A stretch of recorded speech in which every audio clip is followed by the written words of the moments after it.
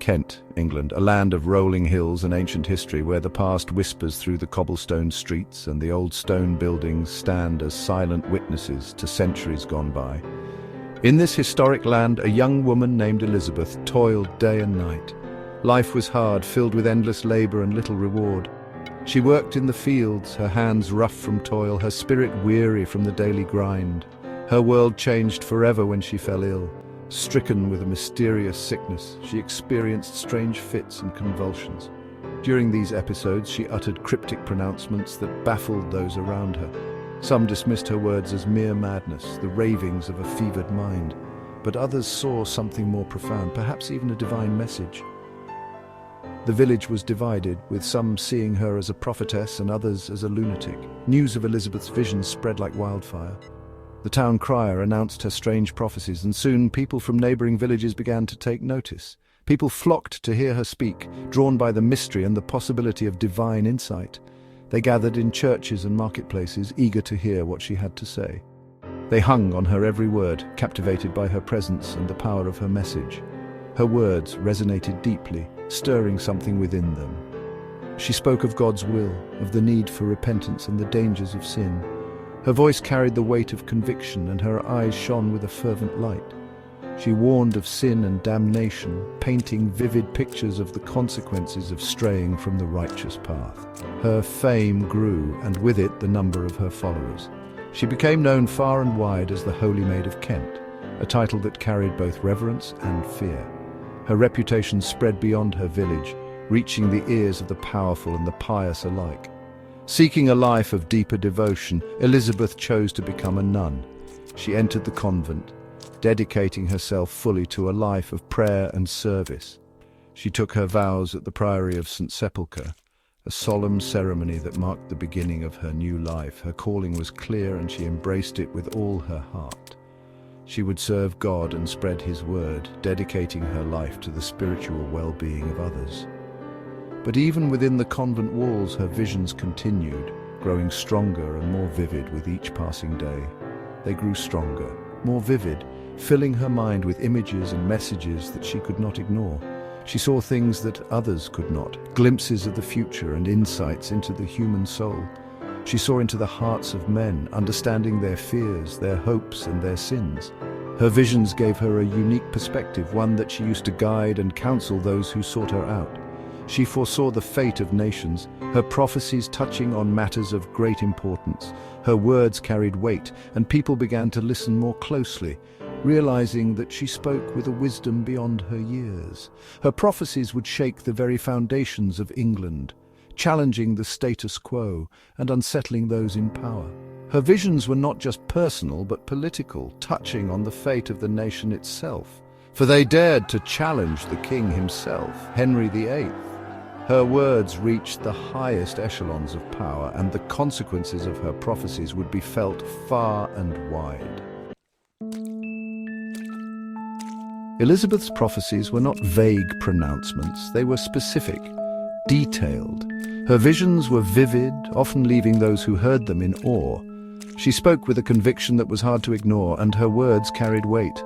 Often they were about the king, Henry VIII, a monarch whose reign was marked by both grandeur and controversy, a man of immense power and ambition. His decisions shaped the course of English history, a king who sought to reshape England in his own image. His vision for the country was both revolutionary and controversial, but Henry was also a man of deep religious conviction. His faith was a driving force behind many of his actions. He grappled with his conscience, he sought divine favor. His inner turmoil was palpable, and it influenced his rule.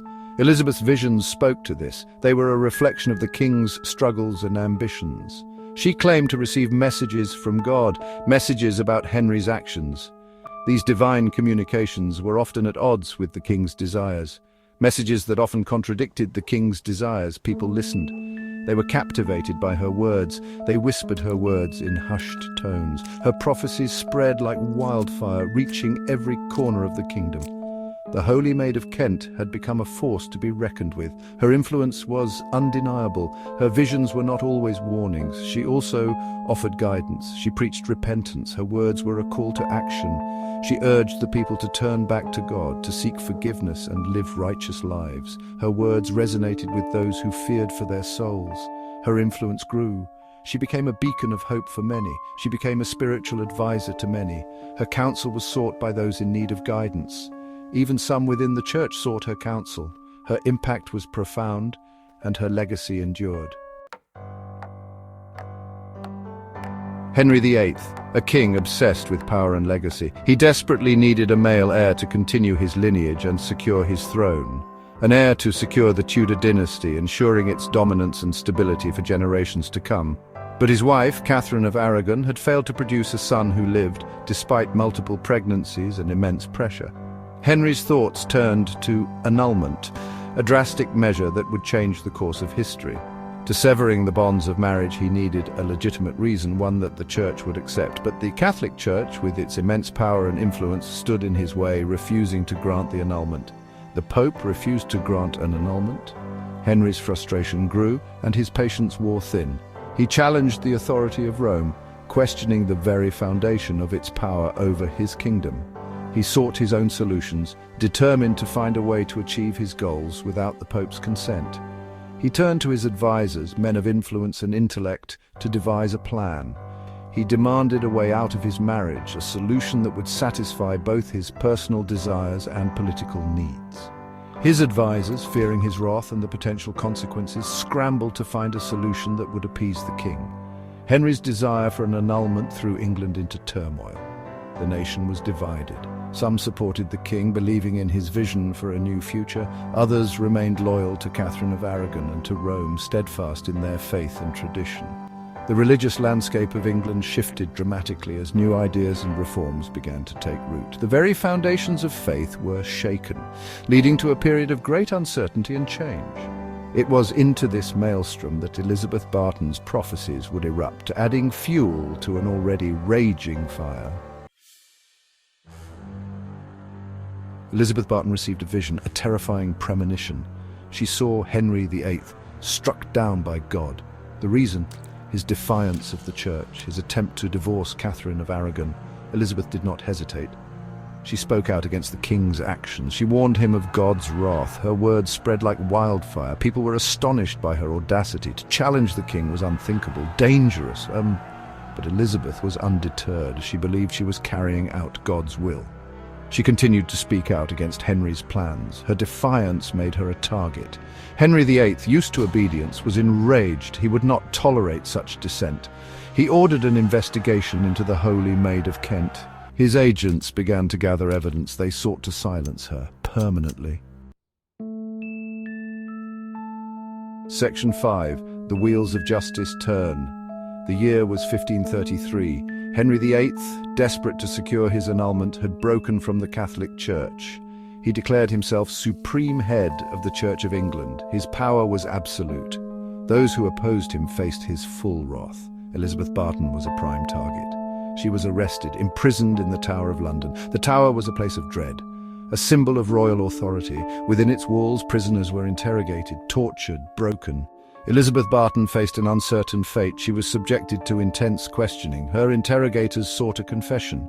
They wanted her to admit that her prophecies were false, fabricated, inspired by the king's enemies. But Elizabeth remained steadfast. She refused to recant her visions. Section 6. Trial and Condemnation. Elizabeth Barton was put on trial, accused of treason, of spreading false prophecies to undermine the king. The trial was a sham, a foregone conclusion. The evidence against her was flimsy, based on the testimony of coerced witnesses. But Henry VIII had decided her fate. She was found guilty, condemned to death. Her sentence sent shockwaves through England. Many believed her to be a true visionary, a mouthpiece of God. But Henry VIII showed no mercy. He was determined to make an example of her. Elizabeth Barton was sentenced to be hanged at Tyburn, a public execution ground, a place where criminals met their end. Her execution was meant to be a spectacle, a warning to anyone who dared to question the king's authority. Section 7. The Price of Defiance. On April 20th, 1534, Elizabeth Barton was led to the gallows at Tyburn. A large crowd gathered to witness her execution. Some came to mock, others to mourn. All were captivated by the spectacle. A nun, a prophet, about to die at the hands of the king. Elizabeth Barton, facing her death, remained resolute. She spoke to the crowd. She declared her innocence. She reaffirmed her belief in her visions. Her words resonated with some in the crowd, but her fate was sealed. She was hanged, her body left to rot on the gallows as a warning. Her head was severed and displayed on London Bridge, a gruesome reminder of the price of defiance. But Henry VIII's attempt to erase Elizabeth Barton from history backfired. Section 8. A Martyr Remembered. Elizabeth Barton's execution shocked England. Many saw her as a martyr, a woman who died for her beliefs. Her story was passed down through generations, told and retold in hushed tones. Her prophecies were remembered, her defiance celebrated. Henry VIII had sought to silence her. Instead, he amplified her voice. She became a symbol of resistance to tyranny, a reminder that even kings are not above the law. Her story serves as a cautionary tale, a reminder of the dangers of absolute power. Elizabeth Barton, the Holy Maid of Kent, dared to challenge a king. She paid the ultimate price, but her legacy lives on, a testament to the power of faith and the enduring human spirit.